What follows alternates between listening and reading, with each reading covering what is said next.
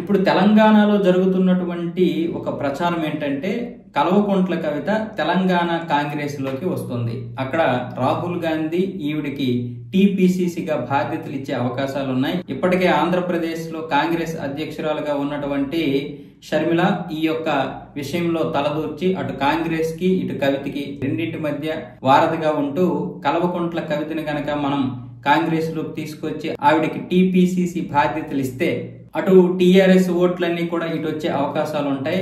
తద్వారా రేపు మళ్ళీ కాంగ్రెస్ ఘన విజయం సాధిస్తుంది తెలంగాణలో అన్న విధంగా ఈవిడ సలహా ఇచ్చినట్లుగా చెబుతున్నారు.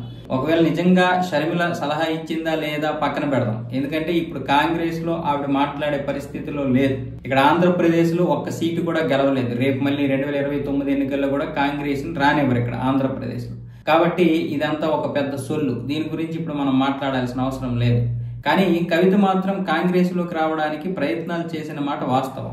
అయితే మరి ఆవిడకి టీపీసీసీ ఇస్తేనే వస్తుందా లేకపోతే ఇంకేదైనా ఎమ్మెల్సీ లాంటి పదవి ఇస్తే వస్తుందా అన్న విషయం తెలియదు. పైగా ఆవిడ ఎవరు ఊహించిన విధంగా హరీష్ రావుని అలాగే మిగతా బీఆర్ఎస్ నేతలు చాలా మందిని అవమానించింది, ఆక్షేపించింది, అవినీతి ఆరోపణలు కూడా చేస్తూనే ఉంది.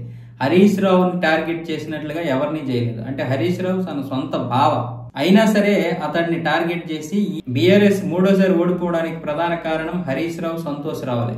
ఇంకా ఇలాంటి అవినీతి పరులు నా తండ్రి చుట్టూ ఎంతో మంది ఉన్నారని కూడా ఆవిడ తీవ్రమైనటువంటి ఆరోపణలు చేసింది. ఈ విషయం కూడా ఎవరు ఊహించలేదు. ఆవిడ పార్టీని వదిలి వెళ్లిపోవడం పక్కన పెడితే ఇంత దారుణంగా విమర్శించడము, అవినీతి ఆరోపణలు చేయడం అనేది ఎవరు ఊహించలేదు. కాబట్టి ఆవిడ కాంగ్రెస్ లోకి వెళ్తదన్న విషయం కూడా చాలా మంది ఊహించకపోవచ్చు. బహుశా కేసీఆరే దీని వెనక ఉండి ఆవిడ్ని కాంగ్రెస్ లోకి పంపించి కాంగ్రెస్ భూస్థాపితం అయ్యే విధంగా ప్లాన్ చేసేయడానికి కూడా కొంతమంది విశ్లేషకులు చెబుతున్నటువంటి మాట. ఇందులో కూడా మనం నిజం లేదు అని తీసి పారేయడానికి లేదు. రాజకీయ పవర్ కోసం చాలా మంది ఎన్నో క్రైమ్లు చేసినటువంటి సందర్భాలు మనం విన్నాం.